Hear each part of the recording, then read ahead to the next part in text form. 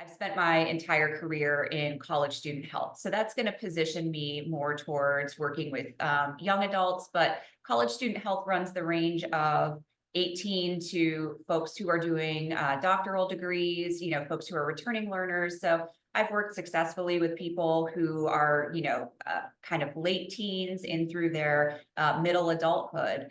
And that really is kind of the niche that I feel I've carved out in my career, is working with young and middle-aged adults.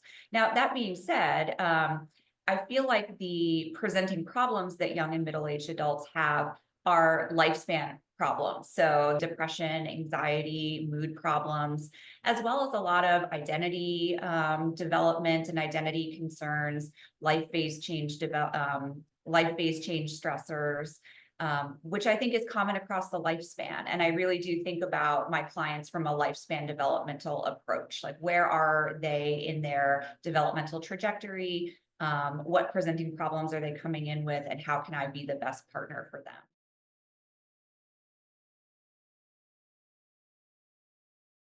My approach to therapy and treatment is pretty broad, in the sense that I want to meet each of my clients where they are specifically. So from a theoretical orientation perspective, I would say I lean most heavily on cognitive behavioral strategies, in the sense that that helps me organize the things that I'm hearing people share with me. What are they thinking? What are they doing? And how does that contribute to how they're feeling?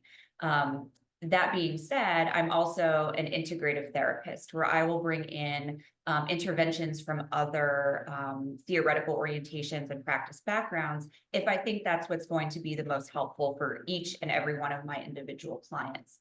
But I really do try to take each client as they present, tailor treatment specifically to their presenting concerns, and also thinking about their strengths, what they bring to the table, challenges that they've had before, and just trying to maximize our partnership in order to help them get where they want to go.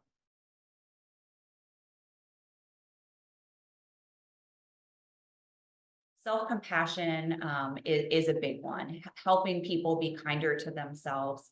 Also, what I really try to do with a lot of my clients is normalize some of the struggles that they've been having. People can often feel very alone in their struggles. Sometimes that will take the form of me appropriately self-disclosing that, I've had similar difficulties, always with the service to the client, and not for my own gain. But I think normalizing the experiences that people have can be very therapeutic and helpful. I think it's been very, very common, especially in recent years, to try to put a label to everything. And it's very easy to see everything is pathological, especially if you get on some social media platforms. Everything is a sign of trauma. Everything is a sign of a certain diagnosis. And sometimes the things that people are experiencing are really normal reactions to things that are happening in their lives. That doesn't mean that a diagnosis isn't appropriate, but I think depathologizing and destigmatizing the experiences that people have is really important.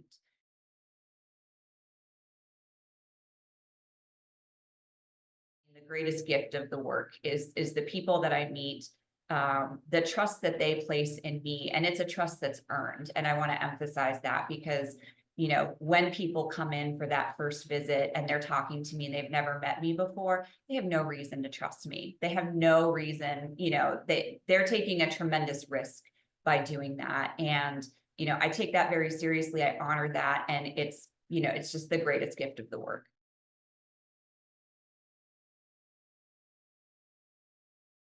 And what I would say, if you're not sure about it, give it a couple sessions and see how it feels. If you get past a couple of sessions and you're like, you know what, I don't think Christine understands me. I don't think we click. There's nothing wrong with that. And for me personally, I would rather a new client tell me, hey, this isn't working for me, so that I can help them get connected with somebody who's going to fit better for them. Because my belief is that people who are taking this risk to seek treatment, they deserve the help that they're seeking, and they deserve it to feel good and feel right for them. And if I'm not the right person for that, that's okay. I don't want them to just stop coming and feel like that was a failure, or feel like there's something wrong with them, that this didn't work out. So it's okay if it feels weird. It's okay if it feels uncomfortable. If after a session or two, it doesn't start to feel better, let your therapist know so that we can help you make a connection with somebody who might be a better fit for you. And, we're open to feedback. We're not going to take it personally. You are taking a big risk. We all recognize that. And so, take that step, take that jump, know that it's okay. And we're here for you.